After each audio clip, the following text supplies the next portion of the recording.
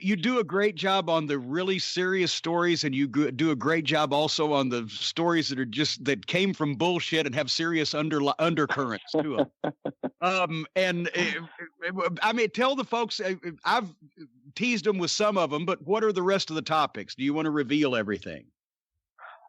Yeah, no, we've announced all the episodes. So we can say a few things about each of them if you'd like.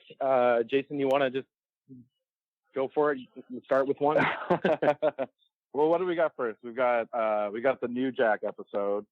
Oh yeah. Okay. And I've seen that one. I've seen that one, and oh my God, I found out things about New Jack I didn't know. What did you think about the New Jack episode? Let's ask Jim what he thought of it, because he hasn't told me really. I guess he said you liked it. But. You know, once again, it tells the story as best you can in an hour. I mean, of a complex individual, but you definitely hit all the high spots, as they say. And I said at one point, I feel like, Dr. Loomis, Donald Pleasant's character in Halloween. I'm the one who kind of let him loose on the world. And my God, I didn't even know about a couple of the assault arrests from things that happened in the ring. They flew under the radar, but it also it tells you this was a guy who was unique and who probably could only rise to prominence in a crazy world like professional wrestling. But he's not just a fucking lunatic. He's a lunatic. He has a reason for being a lunatic. You go into his childhood and things that, happened to him that probably shaped some of his outlook on things.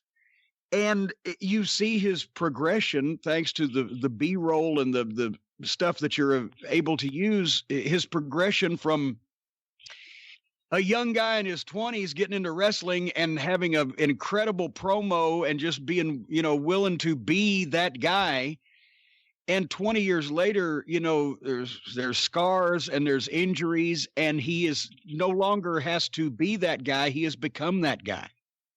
And it's heavy. D'Lo Brown is in the episode, and he knows this better than anybody. He was there at the start and in ECW and a variety of places. And it's New Jack. What did you go through just to get New Jack to sit down?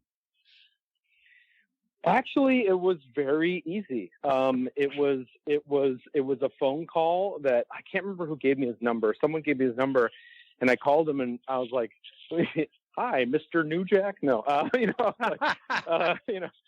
I was like, "Yeah, we do this TV show, and we want to do an episode about you." And he's like, "Yeah." I was like, "So is that okay?" And he's like, "Yeah." I was like, "Okay, so then I'll call you back with a date." Yeah, and that was it. It was 3 yeahs.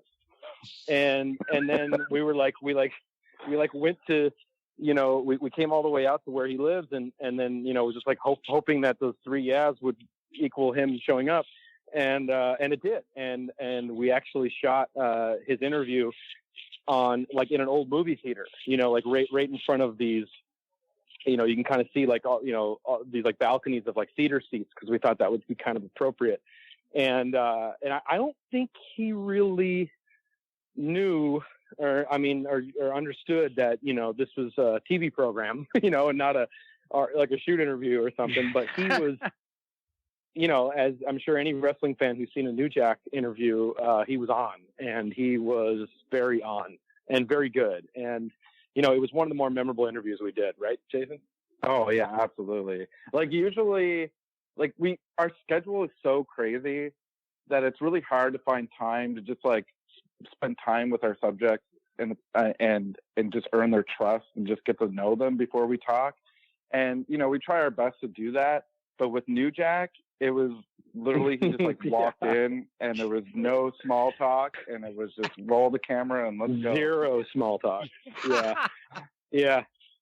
Yeah. Well, Jack and I, everybody knows, have had our checkered past, and then we made up years ago. But that's when I first saw him, and I say this in the episode, and paraphrasing.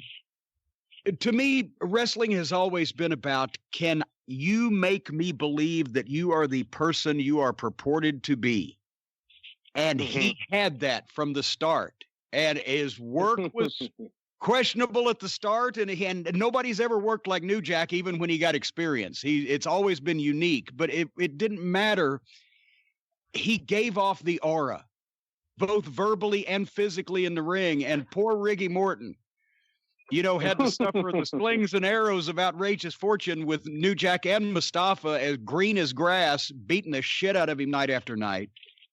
But Jack always was a personality that you could believe in him because he believed in him. And one of the morals of the episode may be that he believed in him so much that he became him.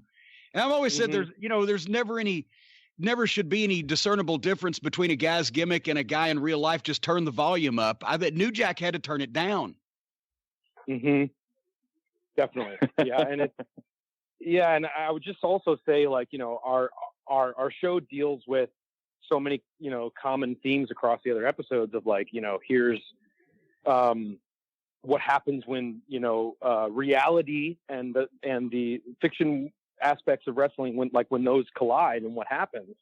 And like New Jack looks at some pretty harsh consequences in terms of, like, where do you draw the line between, okay, we're wrestling, we're working, and now it's crossing the line into something more nefarious. Felonious assault, I believe, was the phrase that I used. We're crossing the line between working and felonious assault. Yeah, it was funny.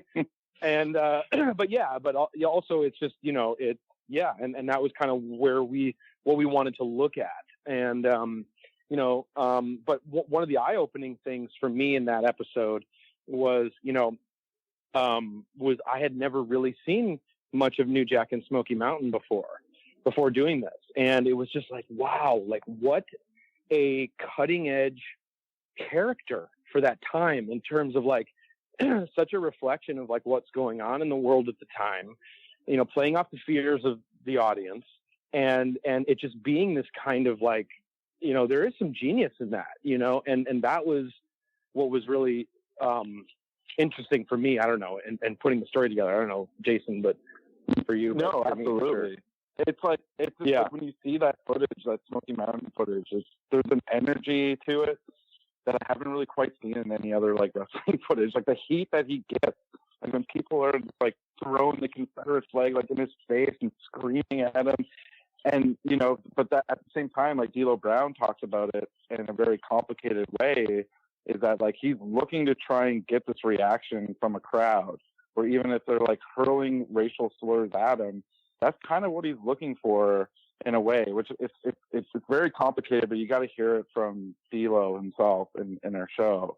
But it's just, like, such an interesting way to take entertainment in, Well, that's the one time I tried to be newsworthy. Everybody always says I'm stuck in the past, so I've tried to book up-to-date angles, and then I've forever been branded as a monster for how dare you, the gangsters. But it was a guy that was brand new, that had never been seen on television before, that had never been seen by the mainstream, widespread wrestling audience before. But he comes in as a promo, not only fully formed, but exceptional, and with a look that backs up the way that he works, because he didn't really do anything that he couldn't do. He just fought. He was not a wrestler. He fought, and it came off, and it was probably, I would say, 5 to 7 years before its time.